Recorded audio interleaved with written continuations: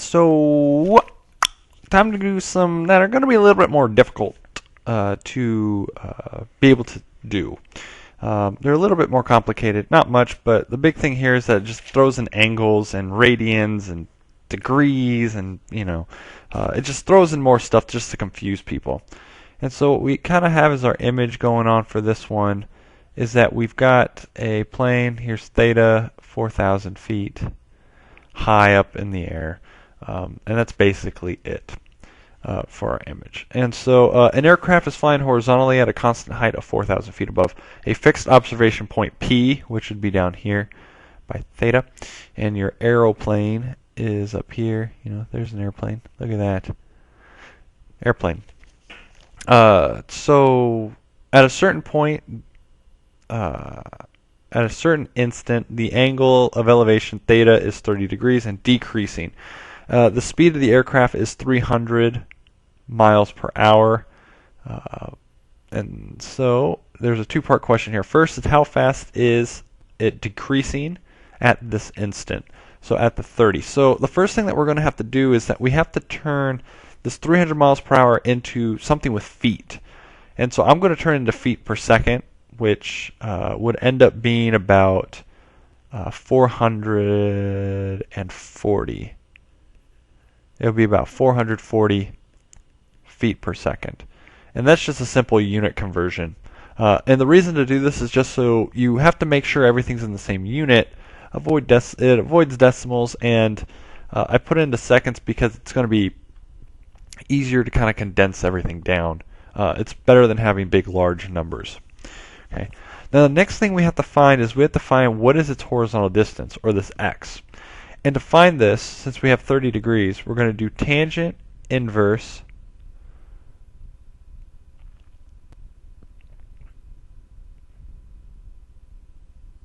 of 30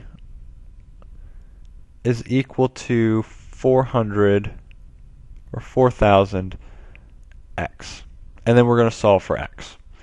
So make sure your calculator is in degrees, not radians for this one. And then after that, we're going to want to probably switch them back because we're going to get our answer in radians. And we end up getting that our distance is actually 6928.2 feet. Okay, so there's our horizontal distance right now. And so now we want to know what the change in the theta is. Well, to find this theta, if we have our opposite and our adjacent of our right triangle, we're still going to use tangent. And so theta is going to be equal to tangent inverse, or arctangent, of 4,000, the opposite, over the adjacent. Okay, and again, your adjacent is changing. And now we've got to do our, we're trying to find our d theta over dt. So now we've got to take the derivative. So d theta over dt, which is your arctangent, which is 1 over 1 plus 4,000 over x, that whole thing squared, times, since we have this, we have to do a chain rule on it, times negative 4,000 over x squared times dx over dt. Okay.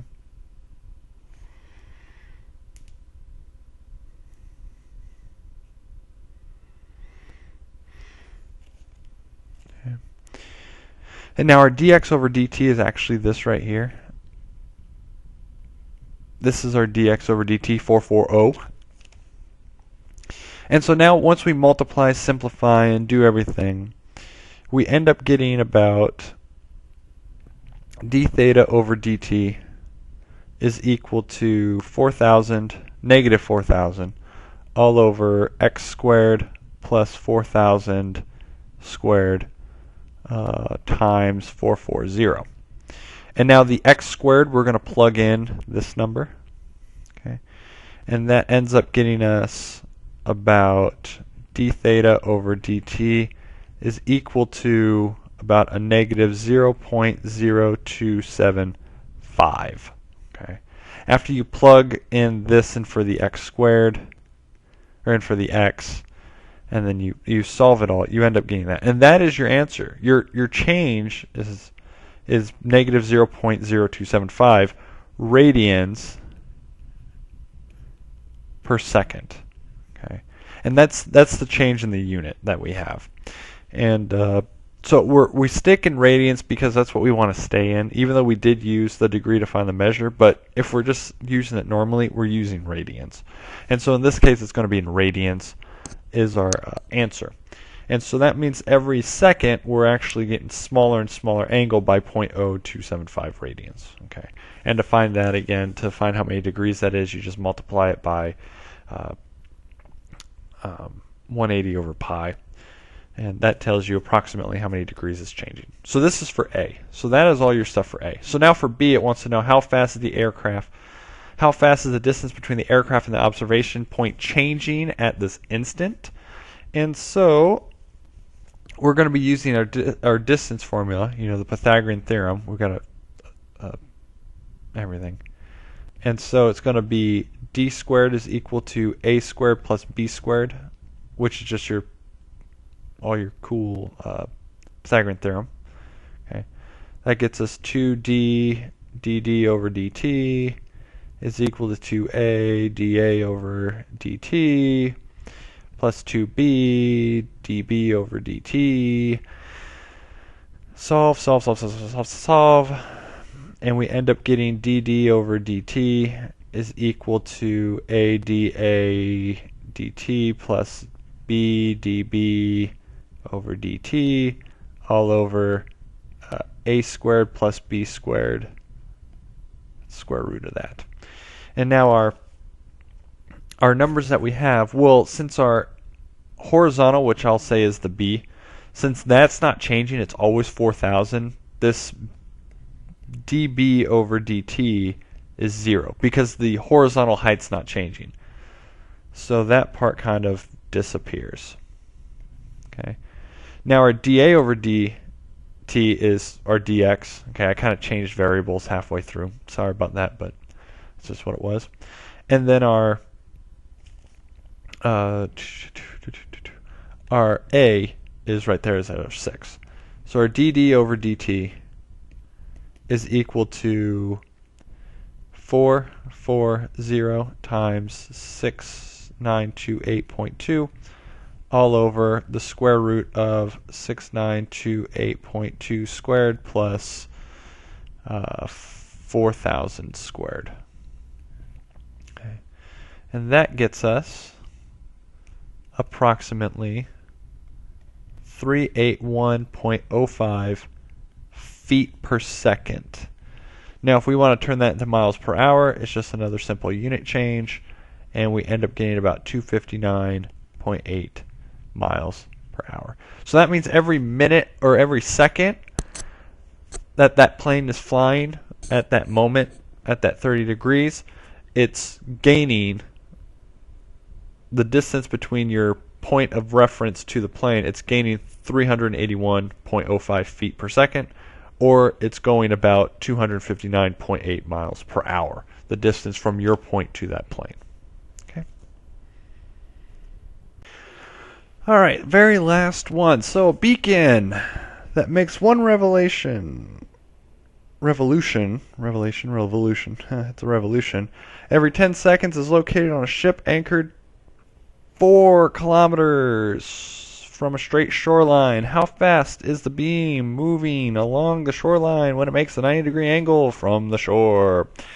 So if we've got our shore here, and then 4 kilometers away, we've got, it's like a lighthouse type thing.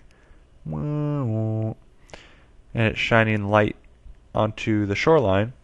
We want to know approximately how fast it is moving. Okay, so we want to know what is the change, how fast is it moving here, or ds over dt. Okay, and it says that it's when it's at a 45-degree angle. Now, one thing that we know is that the speed in which the beacon is rotating, okay, it does one full revolution, okay, or its speed it does a full spin of 360 degrees, which is 2 pi, it can do that in 10 seconds, which can be reduced down to pi over 5. So our change in theta over time is pi over 5. Okay, and that's what we're going to be able to use a little bit later.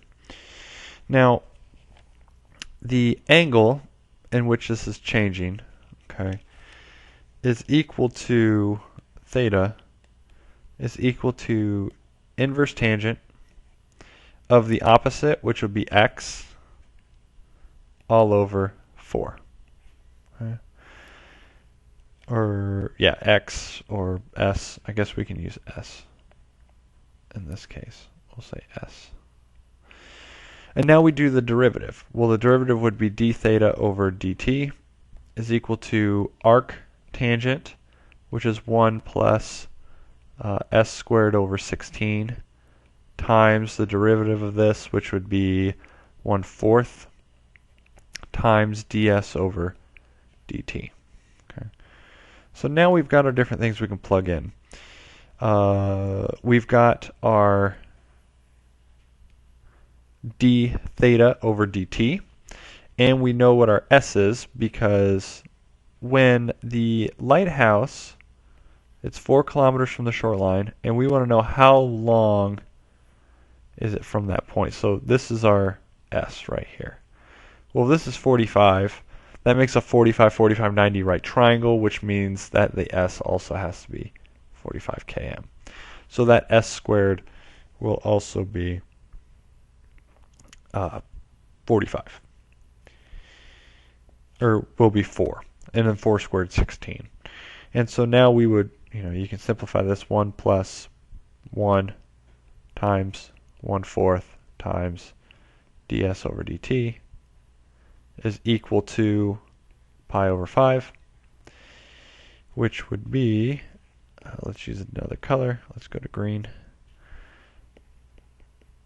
5 pi is equal to 1/2 times 1/4 times ds over dt.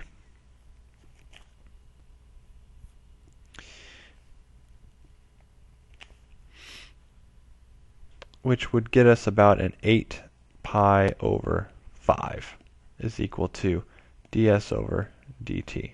That's after I solved it. Which means that it's moving at a speed of about 8 pi over 5 kilometers per second, which is pretty fast that it's moving. Okay. And so as you see this one, again, the most difficult thing here was just identifying what that d theta over dt would be. Full revolution takes 10 seconds, so 2 pi over 10 is what it would be. And then identifying, okay, it's going to be arctangent that I'm going to be using. Okay. And then just solving the rest of the way through. Okay, so I hope this was helpful. Again, it's just a step through of different relation problems that you can look at, and hopefully this helps if there's any confusion on any of the problems.